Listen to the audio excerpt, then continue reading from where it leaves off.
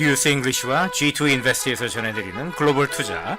오늘 날짜는 2021년 11월 7일 일요일입니다. 오늘은 그 수익률 커브와 주식시장 관계, 그리고 미국 주식시장이 앞으로 더 오를 것이기 때문에 이제 ETF 펀드로 생각을 하면은 TQQQ나 SPXL이나 TECL 이런 그 정방향 레버리지 펀드가 더 아직까지는 더 유효하고, 지금 한국 투자자들이 지금 매수를 시작했다고 하는 그 역방향 레버리지, 그 인버스 곱버스 레버리지 ETF 펀드는 아직은 투자할 시기가 아니라는 점을 말씀을 드리겠습니다.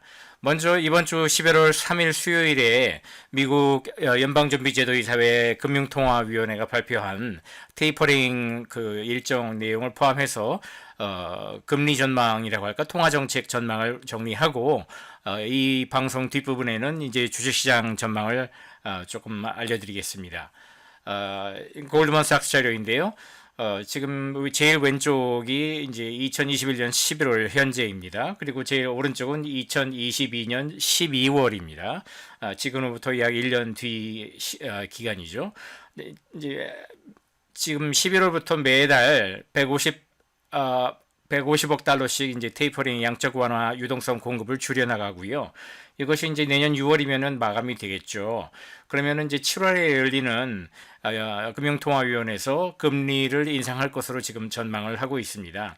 그리고 11월에 한 번 더 올려서 내년에 2번 금리가 오를 것으로 전망을 합니다. 자, 그러면은 미국 통화정책 전망에 있어서 이렇게 테이퍼링 단을 단계적인 수순으로 예측 가능하게 내년 6월에 마감할 것으로 보이고요. 금리 인상은 아마 빨라야 이제 내년 7월과 이제 11월 두 번 예상을 하고요.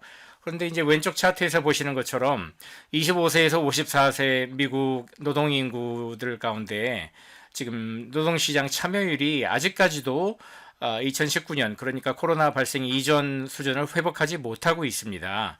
2019년에는 25세에서 54세 인구의 약 81% 가까이가 노동시장 참여를 했다면은 그것이 이제 2020년 1분기에 70% 아래로 뚝 떨어졌다가 그랬다가 지금 다시 회복을 하기는 했지만 78%를 조금 넘기고 있어요. 뭐 이게 뭐 많아야 2, 3% 차이니까 얼마 안 된다고 생각할지 모르지만요.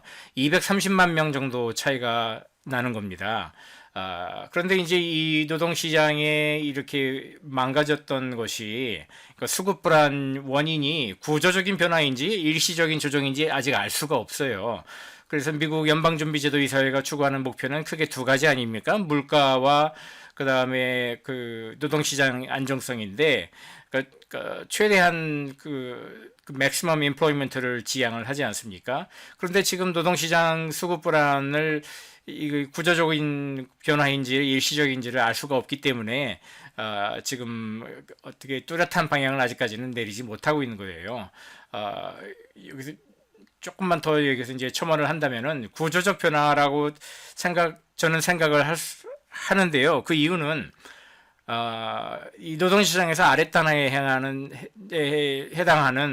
그러니까 저임금 노동자들이죠. 예를 들어서 이제 소매업에서 하는 그 가게 점원들이라든지 레스토랑에서 일하는 뭐 요리하는 사람이나 뭐 서버나 그다음에 뭐 트럭 운전기사들이나 뭐 부두 노동자이나 이런 사람들이 그 이번에 많이 일을 쉬면서 미국 재정 정책으로 푸른 그 현금으로 꽂아준 돈을 받으면서 일을 안 해도 살 수 있게끔 됐어요. 이와 동시에 이제 미국의 주식시장도 굉장히 많이 오르면서 이제 자산 효과가 생겼고, 자기가 집을 가지고 있는 경우는 집값도 많이 올랐기 때문에 이런 자산 효과 때문에 또 그 일을 안 해도 되는 사람들이 있는 것이고요. 또 코로나 효과 때문에 이제 특히 어린 아이를 키우는 여자들 같은 경우에는 아예 노동시장 참여를 거부하고 집에서 나는 애나 볼란다 이런 사람들이 굉장히 많거든요. 그래서 이런 사람들이 과연 전부 다 그 2019년 때처럼 돌아올 것인가? 저는 그렇게 보지 않고 있습니다. 근데 아직까지 결론적으로 말할 단계는 아니지만, 그 다음에 이제 물가 상승을 봤을 적에는 이제 PCE라고 이 Personal Consumption Expenditure의 약자인데, CPI 소비자 물가하고는 다릅니다. 소비자 물가보다 대개는 1%포인트에서 1.5%포인트 더 낮습니다. 그 낮은 이유는 CPI는 그 물가 상승률을 재는 항목이 고정되어 있는 반면에 PC는 어떤 품목이나 재화나 서비스를 그 가격 변동을 측정할 것인지를 그때그때 신축적으로 바꿀 수가 있고요. 그 다음에 이제 제일 윗단에 제일 많이 오른 물가라든지 뭐 이런 것들은 그 쳐내고 가운데 값만 이렇게 보거든요. 그래서 이제 그 실제보다 물가 상승률이 더 좀 낮게 판단하는 기준치가 되고 미국 중앙은행이나 다른 나라 중앙은행들도 이 PC 지표를 많이 보는 편입니다. 그걸로 봤을 적에 물가 상승률이 뭐 그 CPI로 나오는 것보다는 그렇게 빠르게 오르고 있지 않다는 판단을 하고 있는 것이죠. 단지 이제 지금 시장 금리가 굉장히 불안정하게 10월 한 달 이렇게 많이 오른 그런 편이기 때문에 그 시장 금리를 안정시키는 차원에서 이번에 테이퍼링을 확실하게 발표를 한 것 같아요. 자, 여기서 보면은요. 이거는 이제 2021년 11월이 제일 왼쪽이고요. X축에서 제일 오른쪽이 2023년 1월 2월입니다. 그랬을 적에 시장 참여자들이 그러니까 투자자들이 볼 적에 앞으로의 금리 전망치를 예상치를 어떻게 보고 있나를 세 가지 시점에서 본 거예요. 제일 파란색 라인은요, 이제 올해 10월 1일자에 채권 투자자들이 생각했을 적에 앞으로 23년 1월에 0.3% 기준금리가 0.3%까지 오를 거라고 예상했는데 불과 한 달도 안 돼서 10월 29일에는 이것이 이제 제일 까만색 있잖아요. 제일 윗단에 0.7%까지 오를 거라고 갑자기 분위기가 바뀐 거예요. 그랬다가 이번에 11월 3일에 이제 파월 의장이 테이퍼링을 확실히 하겠다고 발표한 뒤에 그게 다시 조금 떨어졌죠. 0.6%대로 떨어진 겁니다. 그래서 이제 금리 변동이 심했던 거를 이번에 좀 파월 의장이 안정을 시켰다고 보고 지난 2012년이었던가요? 테이퍼링 텐트럼이라고 그래가지고 그때도 이제 그 테이퍼링을 하겠다고 선언하니까 그때는 아주 금리가 요동을 쳤거든요. 그때와 전혀 달리 이번에는 채권 금리 시장이 굉장히 안정이 되고 있습니다. 그래서 이거는 이제 S&P 500 주식 지수를 보여주는데요. 11월 3일 수요일 하루 딱 하루 기간을 이제 파란색 제일 밑단에 이제 파란색으로 표시를 했고요. 그 다음에 그 밖에도 이제 뭐 초록색, 빨간색, 군청색, 노란색은요, 이제, 군청색은 제일 먼저 이제 1994년부터 연방준비제도이사회 금융통화위원회가 그 통화정책을 발표한 그거를 전부 다 취합을 해서 인덱스를 매긴 걸 보여주고요. 그 다음에 뭐 초록색, 노란색, 빨간색은 각기 이제 초록색은 코로나 바이러스 이후에 연방준비제도이사회 발표, 노란색은 코로나 이전의 발표, 그리고 빨간색은 지금 현임 연준 이사회 의장인 파월 의장, 파월 의장이 의장으로 있었을 때 또 발표. 각기 통화 정책을 발표하는 그 당일날 S&P 500 주가 지수가 시각에 따라서 어떻게 움직였나를 보여주는데 오후 2시에서 오후 2시 반 사이에 발표를 하기 때문에 그 2시 반을 기준점으로 봤을 적에 어떻게 그 주식시장이 움직였나를 보는 겁니다. 그런데 지금 눈에 띄는 것은 제일 밑단에 있는 파란색 있잖아요. 올해 지난주 11월 3일자에는 주식시장이 아주 크게 큰 폭으로 올랐습니다. 다른 때하고 달라요. 다른 때는 대개는 이제 떨어지는 것이 정상이었고 94년부터 평균치를 이렇게 긴 시기로 봤을 적에도 움직임이 거의 없죠. 그런데 이번에는 아주 크게 주식시장이 올랐습니다. 그만큼 주식시장이 앞으로 전망을 밝게 보고 있다는 것이죠. 왜냐하면 금리를 빠르게 올리지도 않으면서 또 시장 금리를 안정을 취하게 하는 그런 쪽으로 지금 미국 연방준비제도이사회가 움직이고 있다고 생각하기 때문입니다. 자, 이제 미국의 이제 임금 상승률을 보는 거예요. 이제 고용 지표에는 크게 세 가지를 보죠. 첫째가 실업률이고요. 두 번째가 이제 임금 상승률이고, 세 번째가 노동시장 참여율인데, 이 세 가지 중에서 두 가지는 지금 굉장히 빠르게 호전이 되고 있어요.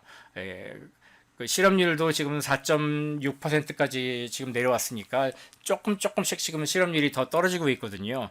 물론 이제 2019년 최저치였던 3.5%까지는 아직 멀었지만 그래도 4.6% 정도면은 거의 완전 고용에 가깝다고 보거든요. 그래서 실업률이나 여기서 보이는 것처럼 임금 상승률은 이제 드디어 오르기 시작했는데 문제는 노동시장 참여율이 아직까지 저조하다는 것이죠. 자, 그러면 이제 시장 금리를 보는 거예요. 시장 금리 이제 미국 국채 10년물 가장 환금성이 좋고 유동성이 풍부한 그 미국 국채 10년물을 보게 되면은 11월 1일부터 5일까지 지난 한 주 동안 이렇게 보면은 그 지금 10년물 수익률이 계속 지금 비교적 큰 폭으로 지금 떨어지고 있는 것을 알 수가 있어요. 금리가 오르다가 지금 떨어지는 거는 역시 이제 그 미국 중앙은행의 그 금리 정책이 안정을 취하면서도 예측 가능한 그런 일정을 제시를 했기 때문이죠. 자, 그러면은 여기서 또 이제 일드 커브를 봐야 될 필요가 있어요. 일드 커브는 뭐 아시는 분은 아시겠지만 장단기 금리 차이고요. 여기서는 이제 2년 국채와 10년 국채의 수익률 차이를 보여주는 거예요. 그 스프레드라고 하죠. 그 차이를 보여주는데 10월 18일부터 11월 4일까지를 보여주고 있는데요. 보시다시피 그 차이가 크게 줄어들었죠. 줄어들었다는 거는 그 수익률 커브가 평평해졌다는 거죠. 그러니까 뒷단과 앞단이 차이가 줄어든다는 거는 그만큼 이렇게 그 커브가 그 각도가 줄어든다는 거니까 이제 평평해진다고 표현을 하고요. 예, flattening이라고 하죠. 영어로는. 예, 그게 이게 다시 올라간다는 거는 그만큼 steepening이라고 합니다. 그 각도가 더 기울어져서 그 앞단과 뒷단의 차이가 더 벌어진다는 것이죠. 그런데 이거는 뒷단에 있는 금리가 뭐 더 올라갈 수도 있고 앞단에 있는 금리가 더 내려갈 수도 있고 그렇게 되는 보통이 그게 정상이죠. 예, 이게 플랫하게 더 평평하게 되면 될수록 사실은 그거는 경기 전망이 어둡다는 얘기가 되거든요. 예, 그랬을 적에 지금 지난 2주 동안 이 스프레드가 굉장히 줄어들었다가 다시 지금 늘어나고 있는 거는 앞으로 경기 전망이 그렇게까지는 비관적이지 않을 것이라는 걸 보여주고 있습니다. 자, 여기는 이제 그 2021년 1월부터 그럼 11월 첫째 주까지 S&P 500이 군청색, 나스닥 지수가 분홍색, 그리고 다우존스 산업지수가 하늘색으로 지금 나오고 있어요. 저는 다우존스 지수는 그렇게 더 이상 유용한 그런 인덱스는 아니라고 보는데, 그래서 주로 S&P 500과 이제 나스닥 지수를 보는데, 뭐 아무튼 오래된 지수이고 하니까 이렇게 포함을 시킨 거를 뭐 볼 수 있다고도 생각을 합니다. 아무튼 세 개의 지수 전부 다 오르고 있는데 순서대로 보면은 S&P 500이 나스닥보다 더 올라요. 작년 2020년에는 이 반대였죠. 나스닥이 제일 많이 올랐죠. 그리고 이제 다우존스는 제일 떨어지는 걸 지금 보고 있는데 아무튼 방향은 우상향 방향이 맞고 지금 10월 한 달 들어서부터 이 오르는 그 가파르기가 더 가파르게 오르고 있다는 걸 알 수가 있어요.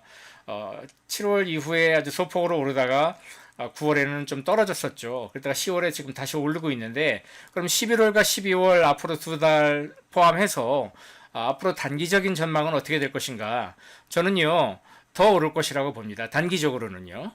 예, 그래서 이번에 제가 이제 차트를 그려봤는데, 그 ETF 펀드 중에서 SOXL은 이제 반도체 지수, 필라델피아 반도체 지수의 곱하기 3배를 목표로 하는 ETF 펀드죠. 그리고 이제 노란색으로 나온 TQQ는 이제 나스닥 지수 곱하기 3배 정방향 ETF고요. 밑에 이제 SQQQ는 나스닥 지수와 3배 반대로 가는, 그러니까 나스닥이 떨어지면은 이거는 오르고 나스닥이 올라가면 이건 떨어지는 그 역방향 그 인버스 펀드고요. 제일 아래쪽이 이제 SOSXS 반도체 지수를 기점으로 해서 반대로 가는 이제 인버스 펀드입니다. 이게 이제 10월 6일부터 11월 6일까지 그 한 달 기간을 본 거예요. 한 달 기간 보면은 이 인버스 펀드가 굉장히 저조하고 정방향 3 곱하기 3배 곱하기 펀드가 굉장히 실적이 우수한 것을 우리가 볼 수 있죠. 특히 반도체 3배 곱하기 SOXL이 굉장히 많이 올라서 62.37%나 오른 걸 볼 수 있습니다. 자, 그러면은 11월 첫째 주 한 주만 보자고요. 닷새 동안 기간만 보면은요. 여긴 다시 오겠고요. 저 닷새 동안 보면 이겁니다. 역시 이제 반도체 지수 곱하기 3배 펀드가 27% 넘게 올랐어요. 일주일 동안에. 그리고 나스닥 곱하기 3배 하는 TQQ가 9.86% 10% 가까이 올랐고요. 반면에 그 인버스 펀드들은 다 떨어졌습니다. 자, 그럼 이걸 보고 어떻게 저는 해석을 하는가? 미국 주시장이 더 오른다고 봅니다. 그래서 정방향 레버리지 투자는 아직 유효하고요. 대표적으로 이제 S&P 500 지수 곱하기 3배를 하는 SPXL ETF라든지 TQQQ라든지 또 이제 기술주 중심으로 이제 짜여진 TECL이라고 또 있는데요. 참고로 저는 이제 삭스 SOXL 반도체 그 3배 곱하기 펀드는 추천하지 않습니다. 반도체 섹터는 오를 만큼 많이 올랐다고 저는 지금 생각을 하기 때문이고요. 자, 이제 회색으로 제가 글씨를 써놨는데 인버스 레버리지 투자는 추세선 하락을 먼저 확인하고 한두 달만 집중적으로 투자를 해야지 이걸 장기 투자할 거는 절대 아니고요. 그 다음에 두 번째는 지금 시점이 그러면은 인버스 투자를 하기에 적합한 시점인가? 저는 아니라고 봅니다. 그런데 지금 제가 그 증권 예탁 결제원 자료를 보니까 한국의 투자자들이 좀 너무 조급하게 이 인버스 펀드에 지금 투자를 많이 하고 있어요. 특히 그 SQQ라든지 SOX라든지 뭐 이런 쪽에 투자를 많이 하고 있는데 아직은 때가 아니고 또 이거는 매일같이 오르고 내리는 것을 기반으로 이렇게 하기 때문에 그게 이제 그 복리식으로 적립이 되거든요. 복리식으로 적립이 이제 손실이 적립이 되면은 원금 손실도 다 까먹을 수가 있거든요. 그러니까 이 인버스 투자를 할 적에는 반드시 이 추세선을 하락을 확인해야 돼요. 추세선이라는 거는 하루 이틀 떨어지는 거 보고 투자한다는 게 아니라 최소한 1주에서 2주 정도 이제 추세선이 더 하락할 것 같다는 것을 확인하고 그 다음에 들어가도 늦지 않습니다. 너무 조급하게 할 필요가 없고요. 그 다음에 매일같이 이제 시황을 살펴가지고 길어야 뭐 한두 달이면은 끝내야 되는 그런 투자입니다. 굉장히 조심해야 되는 투자고요. 시간 여유가 있고 이렇게 좀 경험이 있는 분들에게만 투자를 제가 권고하지 경험이 없는 사람한테는 권고하고 싶지 않습니다.